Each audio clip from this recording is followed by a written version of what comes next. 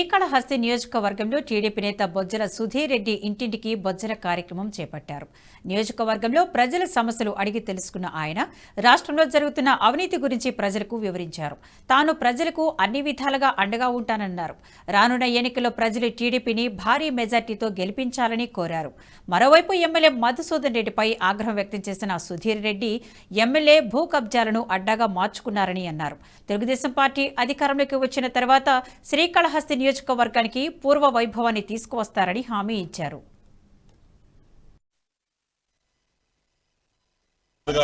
NH news viewers అందరూ కూడా బొజ్జల సుధీర్ రెడ్డి సంక్రాంతి శుభాకాంక్షలు.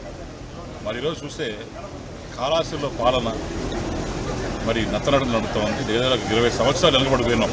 మొత్తము కాళహస్తి పక్కన పెడితే ఓవరాల్ స్టేట్ కూడా జగన్మోహన్ రెడ్డి పాలనలో మరి ఎక్కడ చూసినా దారుణం కిరాతకంగా అంబేద్కర్ రాజ్యాంగాన్ని పక్కన పెట్టి రాజారెడ్డి రాజ్యాంగం ఇంప్లిమెంట్ చేసిన ఘనత ఈరోజు జగన్మోహన్ రెడ్డి కలుగుతుంది.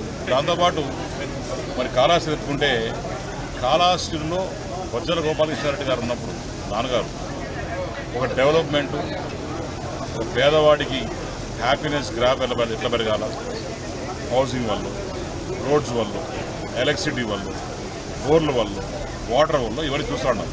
ఈరోజు ఎమ్మెల్యే వచ్చిన తర్వాత ఎంత దారుణం ఏంటంటే అదే రోడ్డు మొత్తం గుండలు, నీళ్ళు ఇచ్చే పరిస్థితులు లేడు, కరెంట్ ఇచ్చే పరిస్థితులు లేడు, ఇల్లుకి మేము కట్టినా అవి కూడా ఇచ్చే పరిస్థితులు లేడు.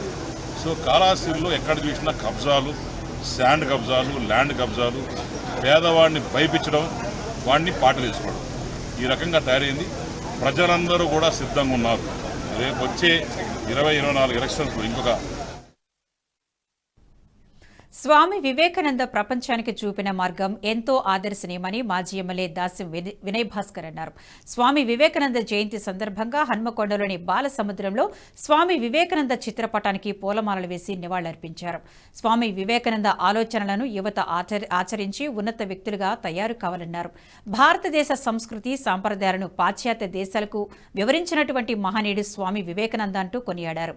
భారతదేశాన్ని జాగృతం చేయడమే కాకుండా అమెరికా, ఇంగ్లాండ్ దేశాల్లో హిందూ మత ప్రాశస్త్యం గురించి ఎన్నో ఉపన్యాసాలు చేశారని గుర్తు చేశారు. ఈ వీడియో మీకు నచ్చినట్టయితే లైక్ చేయండి, 10 మందికి షేర్ చేయండి. అలాగే కామెంట్ల రూపంలో మీ అభిప్రాయాలను మాతో పంచుకోండి. Nationalist hub group of channels ను సబ్స్క్రైబ్ చేసుకుని తెలుగునాట జాతీయవాద జర్నలిజాన్ని ప్రోత్సహించండి. ఈ వీడియో కింద ఉన్న బెల్ ఐకాన్ పై క్లిక్ చేయడం మర్చిపోవద్దు.